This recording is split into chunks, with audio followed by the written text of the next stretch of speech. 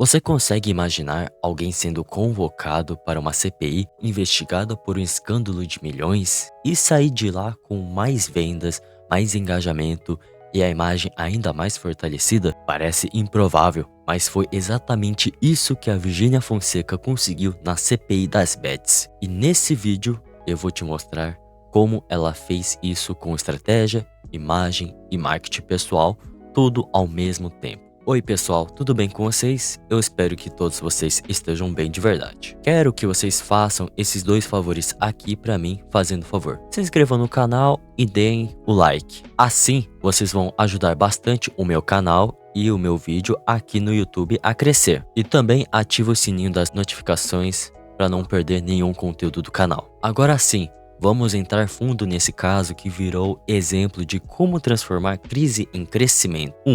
A postura calculada. Como Virgínia dominou a oratória na CPI. Virgínia chegou à CPI com um comportamento que surpreendeu muita gente. Enquanto o país esperava por uma celebridade nervosa, talvez arrogante, ela apareceu com um tom totalmente diferente.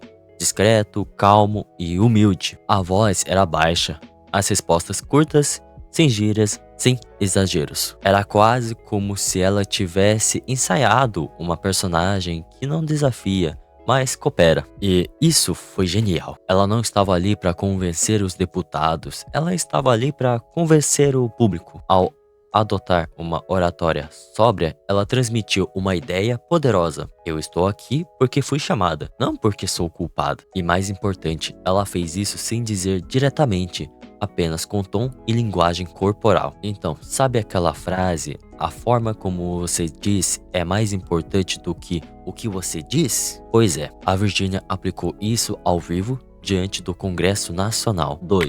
Transformação visual, do glamour das redes para a simplicidade do Congresso. Se você acompanha a Virgínia nas redes sociais, sabe que ela é símbolo de glamour. Looks caríssimos, maquiagens perfeitas, cabelo produzido, poses com filtro. Mas na CPI, a estética foi outra. Ela optou por um visual neutro, quase minimalista, cabelo simples, roupa formal e discreta, nada chamativo. E aí está a chave, ela estava construindo uma narrativa silenciosa de humildade e seriedade. Essa escolha visual foi um recado. Eu não sou só uma influenciadora. Eu também sou uma cidadã que respeita as instituições. Então, dito isso, ela entendeu que a imagem é comunicação e no ambiente político, o que você veste e como você se comporta fala mais alto do que as palavras. 3. O produto no palco, como a garrafa da WePink, virou propaganda na CPI. Agora vem um dos momentos mais discutidos. A garrafa da WePink, discretamente posicionada ao lado dela, a garrafa rosa apareceu em fotos, vídeos, transmissões, memes.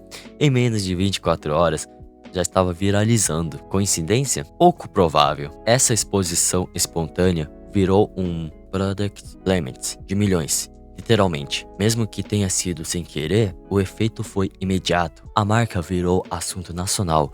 O nome da empresa dominou os trending topics nas redes sociais. As buscas online dispararam. Ela transformou uma crise de imagem em vitrine de marca. Então, no marketing existe uma regra. Onde tem atenção, tem oportunidade. E a Virgínia soube aproveitar isso como poucos. 4. A reação do público.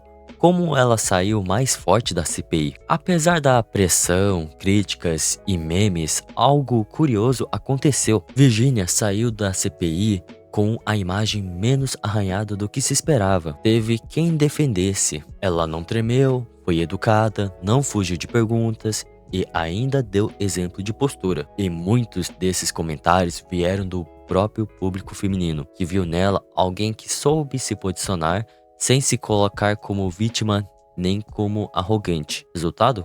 Apoio nas redes aumentou e a credibilidade como empresária também foi fortalecida. No fim das contas, ela entregou o que os seguidores dela já conheciam: confiança, brand e presença. Só que em um novo ambiente, o da política e da crise. 5.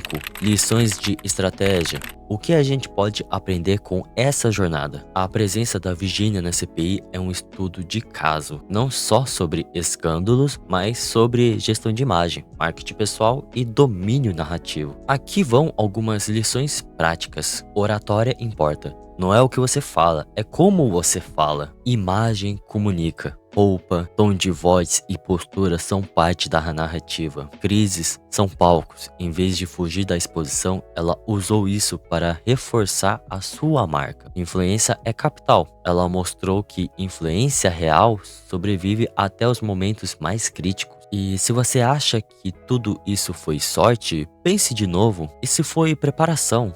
Assessoria, estratégia e principalmente clareza de imagem, clareza de marca, clareza de propósito. Então, se você chegou até aqui, muito obrigado por tudo mesmo. Então, deixe seu comentário sobre o que achou do vídeo e também compartilhe para que outras pessoas também possam assistir esse vídeo também. Então, com isso, tenham uma boa semana e boa sorte nos campos de batalha. Falou e até mais!